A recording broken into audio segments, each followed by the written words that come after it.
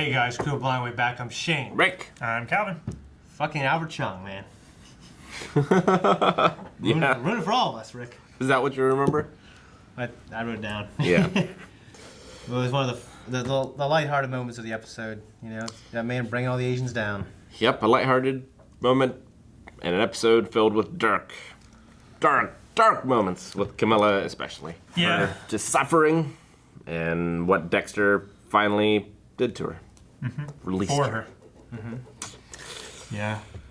Good stuff. Yeah. So also we had Ellen Wolf, all that stuff going on with her. She helped them bring in... Yeah, so Miguel kind of seemed like he seemed to soften his hatred, seething hatred he had for her.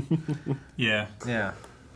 Kind of like I thought it was more of just like a personal thing that was causing him a lot of stress rather than like a professional thing. So once they started working together, then like tensions eased up right away. I agree.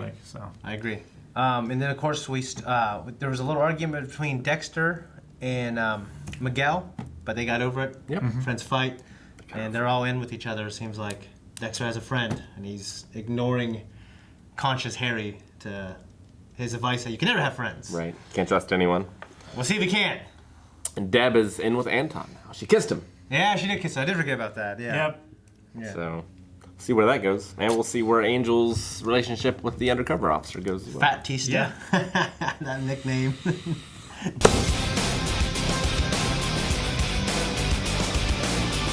That was quick. That was an episode, boys.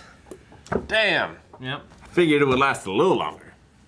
What the smooth sailing and following the code and everything like that. Man. Yeah. You know, one of my favorite moments is just that when he did it, that connection between them. You know, and Oh, yeah. I guess who knows what will happen after. You know, obviously he's knocking on her door, but just that moment was so great. Yeah, just- Dexter experience. Like he's wondering, how do you feel? His face of just being like a proud father. Mentor. Almost. Yeah. Just so proud of his pupil. Yeah. And yeah, he gets to live like vicariously through him. Yeah. It seems like Miguel said, he has this darkness in him, but he's not like Dexter. Like he still has real friends and relationships and emotions.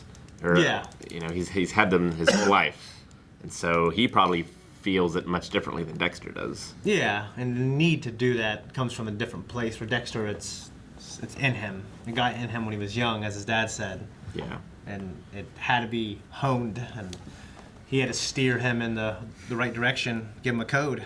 In Dexter, it's almost like it comes from a strength, in that, like, he is being strong and controlling his urges in a way that's somewhat productive and honorable, whereas Miguel is using it more of like, because he's not strong enough of a person in like trusting in the law, he's using it as like a backup. Yeah, like a backup. That's I agree. Deb and Anton got pretty serious. You know, she's pretty emotionally connected to him. Found out some stuff about his past, about the officiality on him being a CI. Wasn't very official. No, was not. And she learned about Quinn's backstory, about why Yuki's after him, why he's being investigated by Internal Affairs. Although, surprisingly enough, it has nothing to do with his wealth, at least so far yet, like his watch or his car. She was using that stuff, I believe. He also has been paying his CI, at least Anton, in cash. Out of his own pocket. So there could be more to it. There could be more to it. Like, that's quite a bit of income for just a detective. You know, the way Quinn explained it to her, yeah, it seemed like kind of like another show we watched. We had a guy with good intentions. Yeah, I mean, he wanted to protect his friend. He had a problem, and he ended up destroying him. You know? And if he would have done something about it, like, you know, what he should have done, honestly, you know. I'm not saying it's what I would have definitely done, but something that, you know, looking, especially afterwards, like, oh, you should have done this. In hindsight, right? In hindsight, everything's 20/20. So yeah, Yuki was a partner as well. Now she's Internal Affairs trying to take him down. Yep. Which you kind of see her motivation a little bit too. Reminds me a lot of the story from the second Phoenix Wright game. I gotta go through them again. I know you just went through them with your daughter, but Yeah. I fucking love those games. Damn! Actually, I saw someone in this that looked just like... Oh, no, never mind. That was the Final Fantasy VII trailer. Never mind. Okay. You watched it too many times, Rick. Yeah. It's good. All right, so the tree trimmer, the guy, Mario. Yes, the supervisor, like the manager or whatever. He's his own private contractor. And King. George King. Yeah, he has his own business and contracts these guys, including Mario. So what's going on there? It seems like he is the Skinner. Yeah. He definitely, he's got that creepy happy. He's got Like a teabag type thing. he's got those crazy eyes. It's just the eyes. It's all the crazy is in the eyes. Yeah, it seems like Mario, at the very least, knows he's a very dangerous man. He might not know he's the Skinner necessarily, but He was scared to hell. He was fucking scared of him. yep, Yeah. he's scared of him. I'm sure he's scared if he says anything for himself and his family. So he just wants them to send him back to Nicaragua, where he can face his crimes for stabbing that cab driver. But yeah, Antoine seems to be kidnapped by the Skinner, and I wonder if Deb's going to find him in time. The show's history would probably say not, because Deb can never have a relationship that lasts very long. Yeah. And that works out. But maybe this will be the exception. Maybe, we'll see. What's disappointing for me going against the episode is no Masuka. Always hate when that happens. Not a single Masuka. Hey. You're right. Yeah.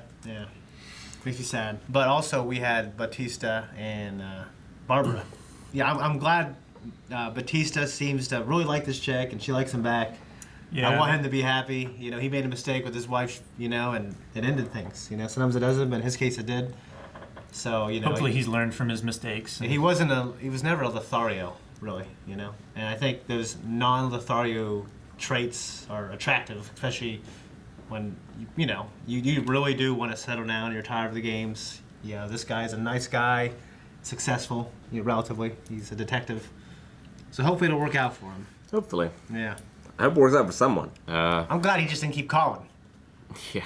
But in real life, she just listened to that voicemail all day. Why the hell didn't she call him or text him back? Let him squirm, I guess. It's a game, though. That is a game. Yeah. Right there. It really is. I'm not above, but still. So last thing we saw, him and Ellen Wolf. What do you think's gonna happen? Probably some kind of affair. Is what it seemed to be.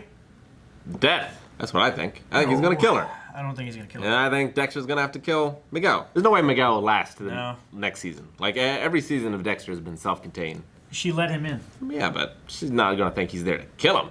To kill her. I don't think. So why would she have let him in Talk. late at night, saying no words? Hey, what are you here for? It's just a... She opened the door. She saw him.